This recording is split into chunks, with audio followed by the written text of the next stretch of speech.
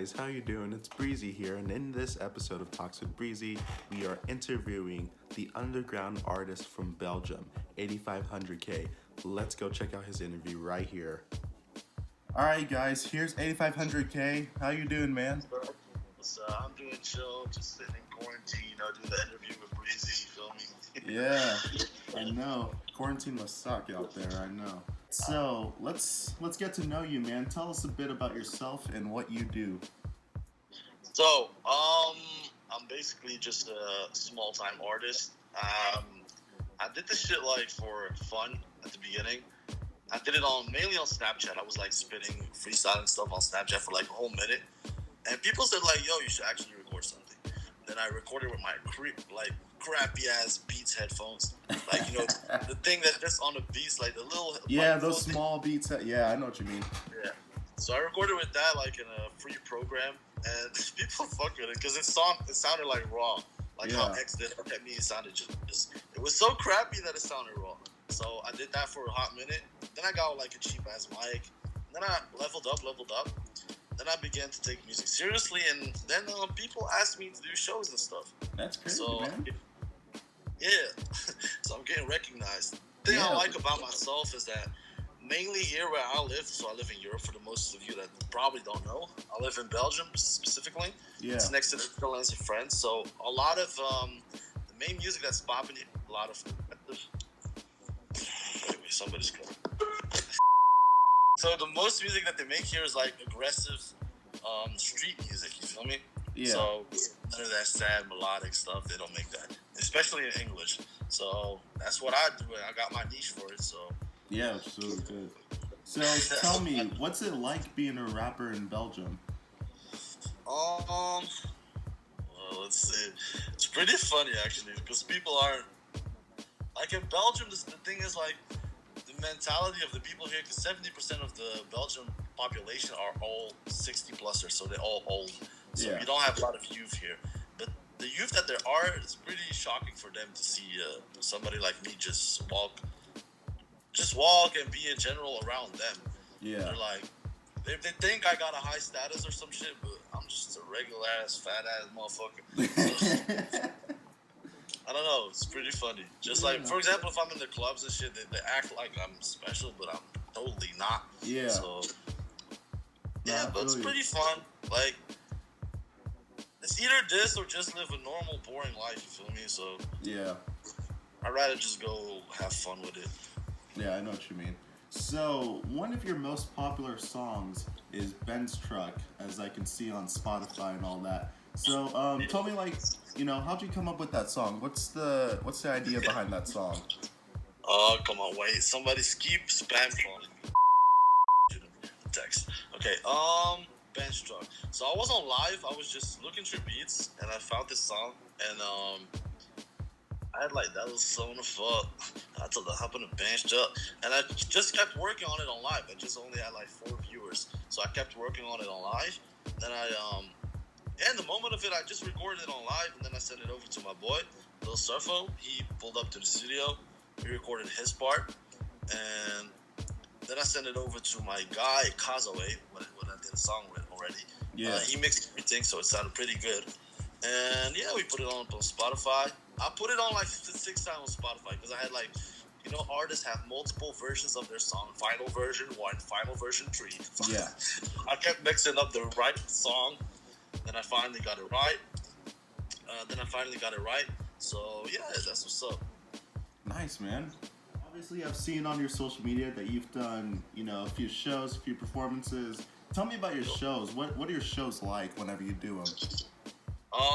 It's pretty fun. The first one was really, really stress-giving. I was legit, 2 minutes before I had to perform, I was in the toilet. I was fuck, am I really going to do this? And then, they give me an intro and shit. I asked them to play Look At Me first, and at the end it goes dun, dun, dun, dun, yeah. When that slowdown came, oh god damn it, stop calling me, man.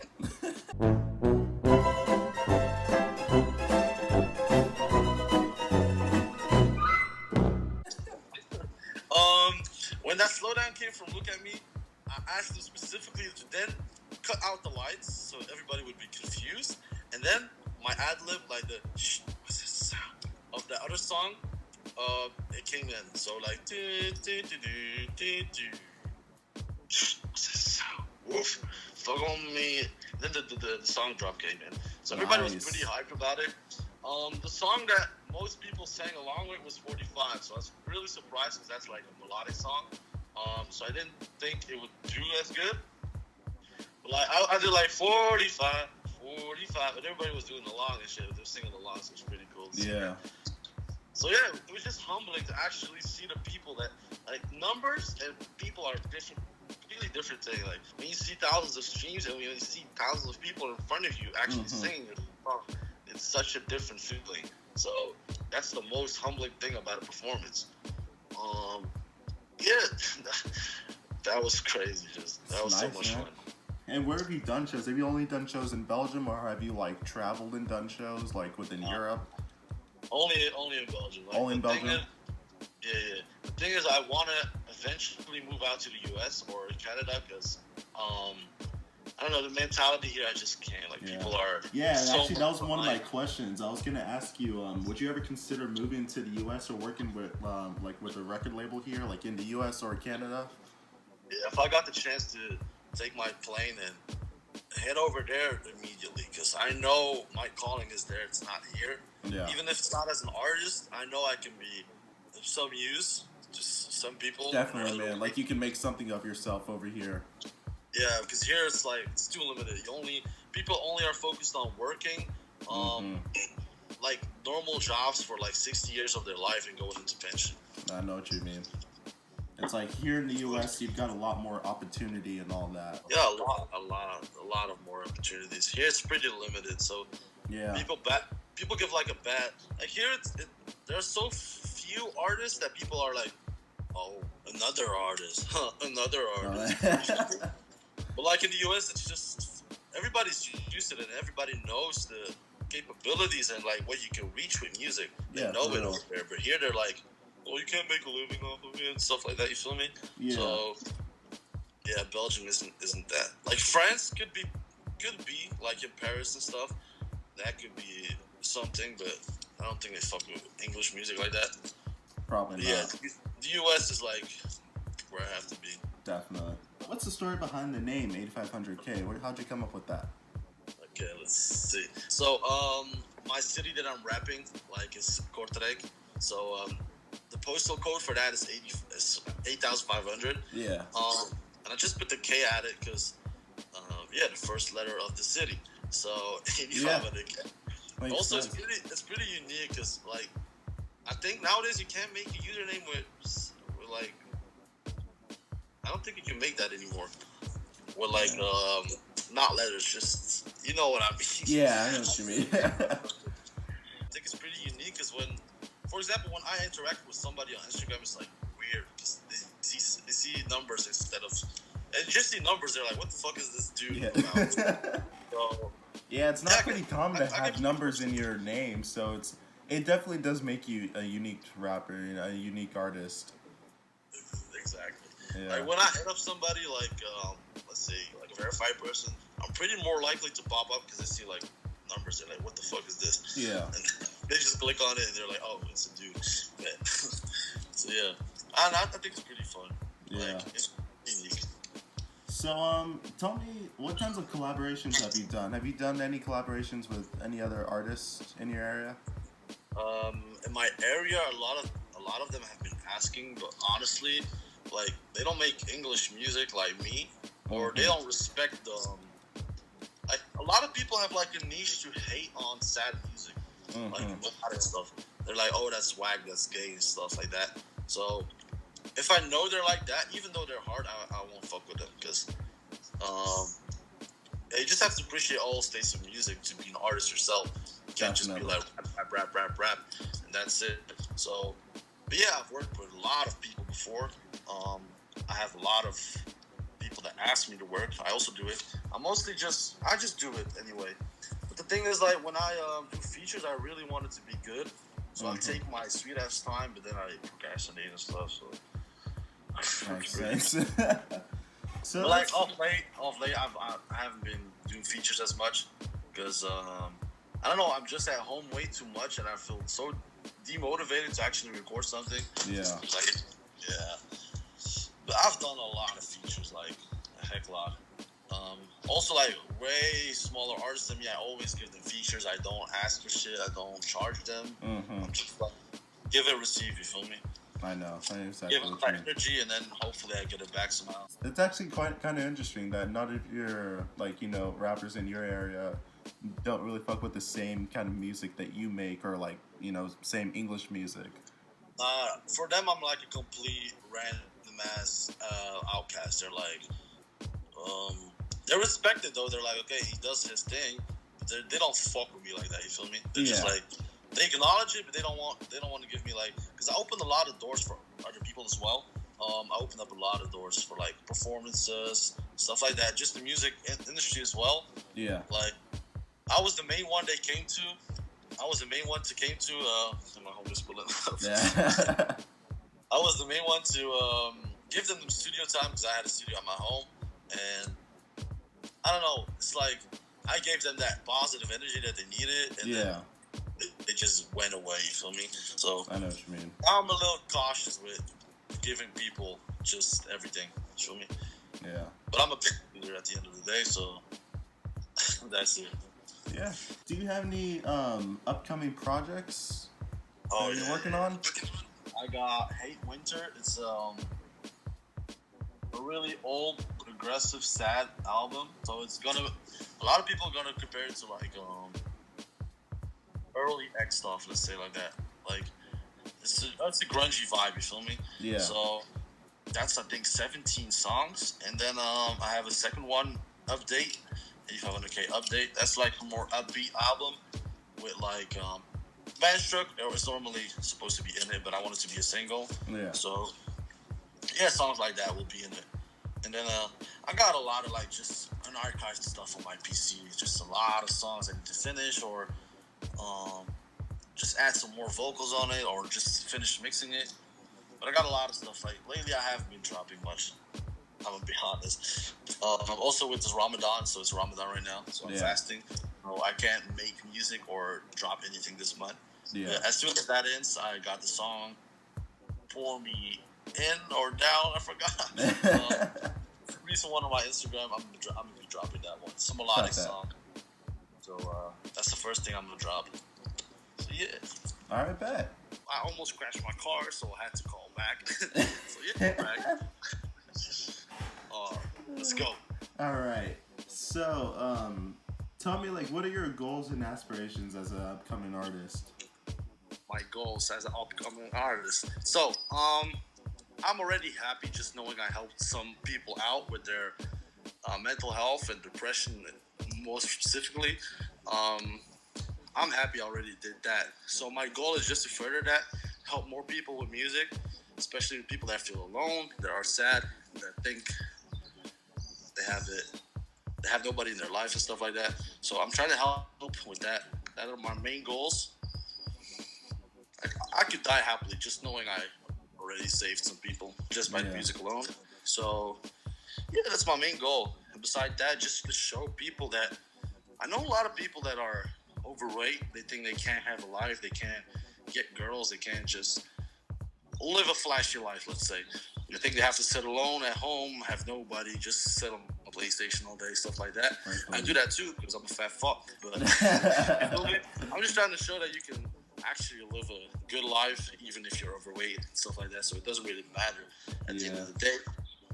So yeah, that's what I'm trying to be an example for that. So who's your main audience? Do you know like who you're trying to target when you make your music? Like, are you trying to motivate a certain group of people?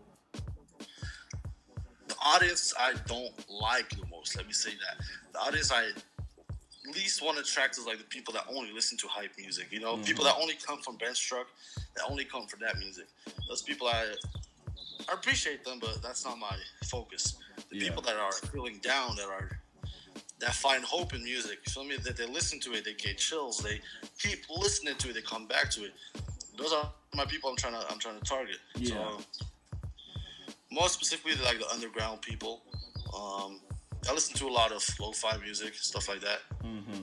I listen to X's music, Tokyo's, to all of them, Lil Peep. Those type of people are, because they're loyal. They're a really loyal fan base. Like, even when you fuck up, they'll still be there. Stuff like that. So, that's the main audience I'm trying to Yeah, so you're trying to go for like the underground people, the people that don't get recognized enough, and the people that aren't here just for the hype, basically. Yeah, exactly. Like people that feel alone, because it's a difference. If you always been surrounded by love, like by your parents, by your girlfriend, stuff like that, you can't really comprehend what other people go through if you haven't felt that. So people that feel alone, let's just say that. So I guess this is kind of similar to the other question I asked you, but what motivates you as an artist? What motivates me? Those random ass messages you get from like fans, let's say, but I don't like to. I just call them family or supporters. People that send you messages like, "Yo, bro, you really helped me with that song. I appreciate it. Blah blah blah. I really like that song." Just the feedback from the people. Mm-hmm. Like, I could care less about how many plays I got. I'd rather just look at the reactions it gets and how many people share it and listen to it on a daily basis. Because you can make a banger ass song, but they only listen to it once, twice, and that's about it. Like if it's in their playlist and they listen to it like every single day in the car on their way to work, for example, that's way more important than how many subs you got, how many followers, etc. Yeah. So that's the main motivation, just the feedback from people. If I know nobody listens, I still do it for me because I listen to my own music. Yeah. Like daily, I still do it for me. But oh, really? You listen to your own music? yeah, occasionally. Yeah. Just to like get feedback from myself, like, oh, I could have done this better. Like to be a critic to myself, because at the end of the day, you can't. If you think your music is the best and stuff, like, I think that's the wrong mindset. You always have to evolve and get better and better and better and progressively get better. How do you deal with disappointments as an artist? Disappointments. So I got for example, when your song gets really low plays or nobody reacts on it or shares it, stuff like that. I just suck it up. I'm like, okay, probably not a good timing to drop it or stuff like that. Disappointment. It feels pretty fucked up if you put time into a song, you give emotions, and then you see that nobody actually cares about the song. That really hurts, but in the beginning it hurts, but eventually you just grow up because you know that there's somebody that wants to listen to it. So that gives you motivation again. Yeah. I don't know how I deal with it. It's just like, it's pretty tough. Just like, to know that people are watching your stories. They're listening on your stories. They're listening on the gram. But when you drop it, they don't seem to care. Mm-hmm. Understandable, because you're not like a big time artist. Like, people always will follow the horde, let's say. Yeah. The last question I have is, what's your take on mental health awareness and the generation today? Do you believe that society is doing all they can in helping our generation with mental illness, and why or why not? I know, like, a big difference is between, it's pretty fucked up to say, but like genders, like, if you're a female on the internet and you're feeling sad, like, you can get a lot of attention, you can get a lot of support. But if you're a man and you post some sad shit, you just get laughed at. Like, nobody takes it seriously. Like, mental health, like, the suicide rates are, the 70% are men in their 30s.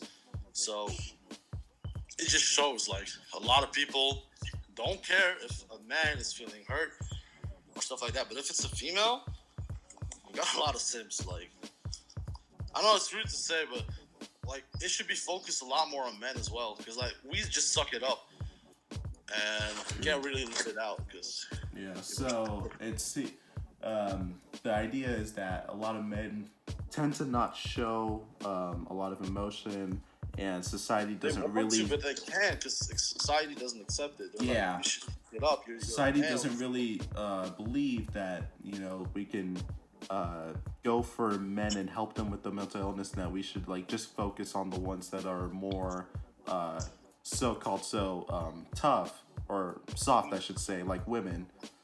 So you're Women can actually they can just post I feel ugly and you have like 20 dudes hitting her up like you're beautiful, blah blah blah. Like if a guy does that, it's just like okay, just scroll past it. Like they don't acknowledge anything about the mental health stuff.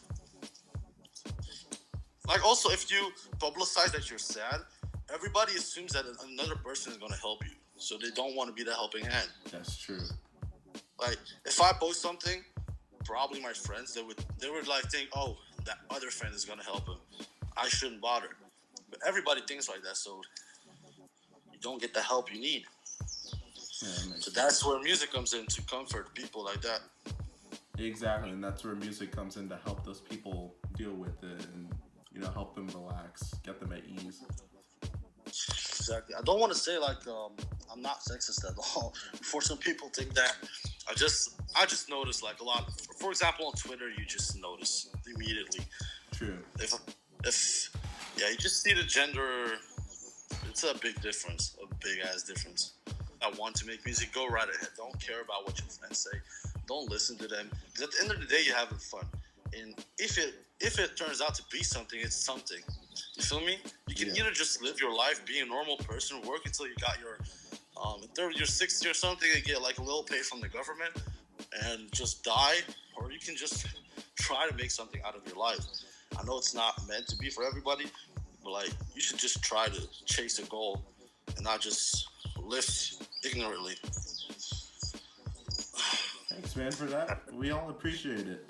Make sure, guys, to check out his Instagram, 8500K. I will drop that in the description below, as well as his Spotify. You guys can go check out his music.